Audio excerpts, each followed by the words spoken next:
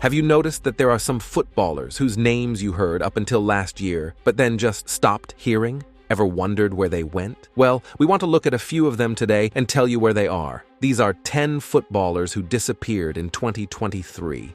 And we'll start with Liverpool's former talisman, Philippe Coutinho. After playing for a few big European clubs for 10 years and seeing the highest of the highs and the lowest of the lows, Coutinho finally said goodbye to Europe. He tried to revive his career at Aston Villa after the Barcelona collapse, but he couldn't get back to his Liverpool level. So if you're wondering why you haven't heard the name Coutinho in a while, it's because he's playing in Qatar for Al Duhail Sports Club.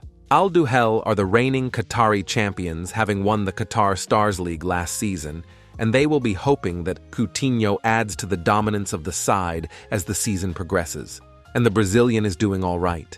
Now, from one former Barca man to another former Barca man, Arturo Vidal. Vidal has played for a lot of big clubs across Europe. He won a lot of league titles, but never won the Champions League. Kind of like Zlatan Ibrahimovic, 21 Serie A title win. But he was also inconsistent and often injured. And because of that, he did not always live up to his potential. Because of his constant injuries and football clubs suffering heavy financial losses, none of the big clubs wanted to sign Vidal. So he moved to Flamengo in Brazil. He played there for a year and won 2 major trophies with the club.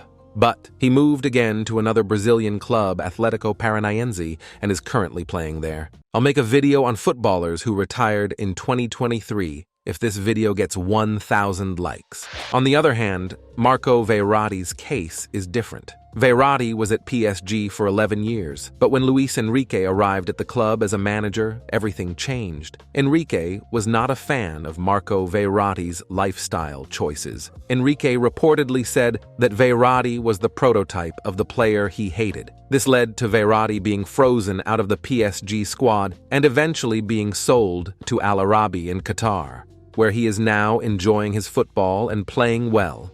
Juan Mata left Manchester United in 2022 after 8 years at the club. The appointment of Erik ten Hag as United's manager was a major factor in Mata's decision to leave the club. Ten Hag was keen to bring in his own players, and Mata did not fit into his plans. So he went to Turkey and joined Galatasaray. However, Mata's playing time decreased significantly in his second season at the Turkish club. Galatasaray reportedly offered him a 1-year extension, but Mata declined the offer and left. Mata is a Spanish national, and he expressed a desire to return to his home country to play football. He was reportedly interested in joining a team in La Liga or Segunda División, but no club made any good offers for him. Ultimately, he moved to Japan, and he is now enjoying his football at Vissel Kobe. He is playing regularly and making a significant contribution to the Japanese club.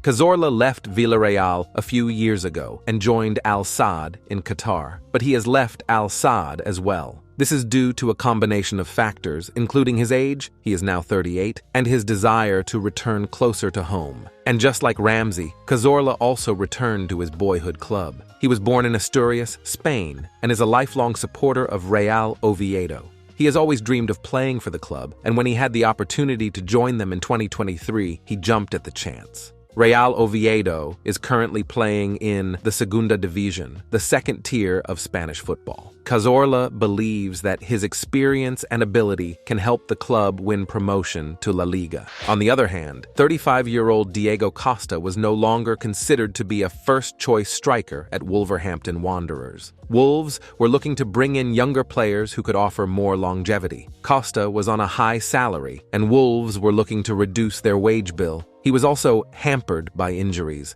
so he left Wolves at the end of last season after his 1-year contract expired. Costa was born and raised in Brazil, and he had always dreamed of playing for a Brazilian club. Botafogo offered him the chance to finally fulfill that dream. Costa's decision to join Botafogo was a popular one with the club's fans. Botafogo are one of the leading teams in the Campeonato Brasileiro Serie A, and Costa believed that he could help them win the title. Meanwhile, Dimitri Payet was a Marseille player for 6 years. Everything was good, but all of a sudden, he fell out of favor with manager Igor Tudor. One of the most notable incidents occurred when Payet refused refused to accept the captain's armband from Tudor before a match against Brest. This led to Payet being suspended for the match, and it further damaged the already fragile relationship between the two. After a difficult few months, Payet decided to leave the club. And just like Diego Costa, Payet went to Brazil. The Frenchman joined Vasco da Gama. Payet has always been a fan of Brazilian football, and he was excited to take on the challenge of playing in the country. Vasco da Gama is a historically successful club, but they have been struggling in recent years. Payet believes that he could help the club return to their former glory.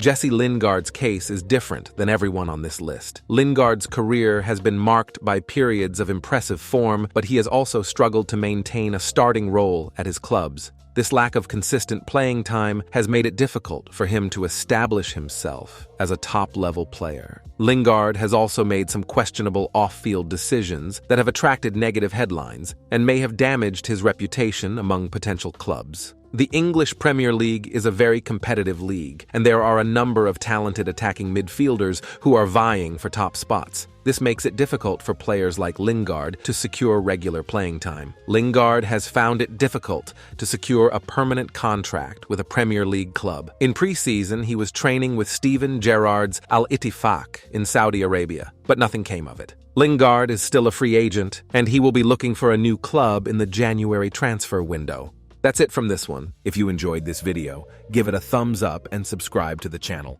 Also, turn on the bell notification so you never miss out on new content. Catch you in the next one. Bye.